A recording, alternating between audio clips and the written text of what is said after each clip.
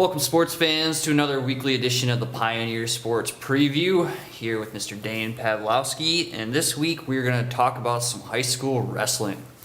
So, Dane, looking at the specifically, let's look at the CSAA, the conference outlook here.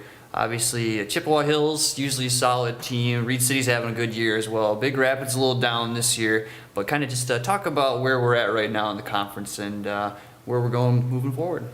Thanks, Greg, and we'll start at the bottom because that's a good place to start. Talking about Big Rapids, and they are struggling a little bit. They don't have many kids, which is a big issue. And if you've talked to Coach Dan Sleeper, you know that that's very tough on him right now. No doubt. He was recruiting until the last minute, trying to find football players, anybody he could find who could come out and just really fill a spot for his squad, because they come in with 5 to 6 spots voided every meet.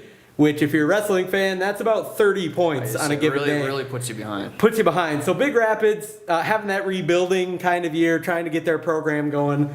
But, moving on, like you said, Reed City having a very good year. Roger Stieg has his kids going in Reed City. The Coyotes doing very well. They've had some big meets. Guys like Adam Kerr just got his first loss of the season last weekend. Has been doing very good. Andre Burks has been doing good for them, and he's been, which is tough. Living with wrestlers in college, I know the weight management is a tough thing. Yeah. And Burks, they're asking to go 1 week he might be 71, the next week he's 89. He's going all over, but he's winning a lot of matches for Reed City. They have a lot of kids who are really filling in the spots. They've been dealing with some injuries too and avoiding a few crucial matches.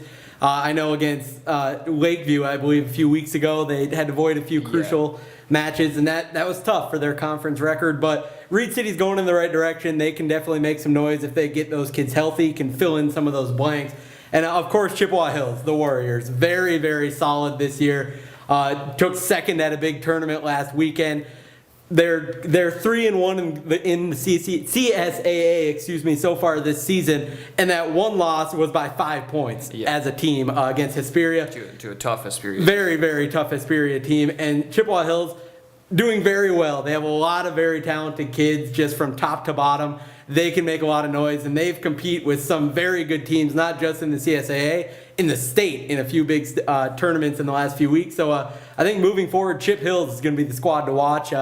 That we cover, and it'll be interesting to see how things shape up for Reed City and some of those other teams at the bottom. Definitely, yeah, like you said, plenty of good team wrestling action, and also we're sure to have some individual state qualifiers as well, so that'll be a thing to look out as the wrestling season moves on. All right, fans, now we're here with Mr. Bob Allen, and we're going to talk a little Ferris State hockey. So, Bob, this week, Bulldogs coming off a nice weekend sweep here at Michigan Tech in the WCHA, but now they hit the road for a nice little road trip after they just got back off a long road trip and facing a Minnesota State team that was picked as the preseason favorite to win the conference. So looking at this matchup here, got two good teams, very good on special teams, high on the penalty kill, high on power play. Bulldogs, top scoring offense, top scoring defense, just pretty much a battle of 1 versus 2 in the league. So what are your thoughts here on what the Bulldogs need to do to come out with a victory here in Mankato this weekend, or 2 victories? It all starts defensively. They did a good job this past weekend against Michigan Tech. They shut them out once, gave up a couple of goals. That's, a good recipe. They got to get the offense going, and sustain it for longer periods. They came out and got 3 first period goals. Yeah. And then they didn't score the rest of the way, which, it kind of happens, but, they seem to have that pattern. And they got to get more consistent offense all the way through, get 3-4 goals. And if they do that, they're going to easily walk away with 2 wins. Definitely. Like you said, talking to Coach Daniels here over the season, a big thing he's been preaching, consistency. And that's the thing with the Bulldogs. One night, Friday night, got a 1-0 victory, 3rd period goal. And then you come in Saturday, get a few early goals, and have Tech kind of come back a little bit, but then hold them off at the end. So if that's just one thing the Bulldogs, the biggest problem they have, I think things are really looking good going forward for the number 2 team in the nation. Those things take time too. Definitely. It's not something that you just start out of the gate going, okay, we're going to play well for 60 minutes for two games out of the weekend. And, but you're getting to the point in the season now that you out of 120 minutes, you better be playing well for more than 100. Definitely. And they're I think that's probably their only stumbling block right now. They're not consistent all the way through, but I think they're definitely on the right way, and they're taking steps along the way, and they're there. Definitely a very talented team. All right, fans, well, enjoy this interview with Ferris State hockey head coach Bob Daniels talking about the Minnesota State series this weekend. Playing with the target on your back, being the number 2 country or team in the country there. So, I mean, is there kind of a little bit of joy out of that, knowing everybody's coming at you and giving you your best shot every night? Certainly, with knowing that we're number 2 in the country, and really, obviously, we're number 1. We're the team to beat right now at this time of the season in the WCHA. We are getting everybody's best shot, and every team, we do have a target on our backs, and I like that, and I players do. I think it'll do nothing more than help prepare us for the end of the season. It'll make us a better team, and we enjoy being in that role, and we'd like to stay there. Definitely. And what was it like to come back home this weekend after the long holiday break and playing in the Mariucci Classic there, to get in front of the home fans, get two big wins there against conference foe? Wow, it was great to be back home. I mean, we went back. We've got to go before Thanksgiving. The time we were home. It's like the before 23rd. that.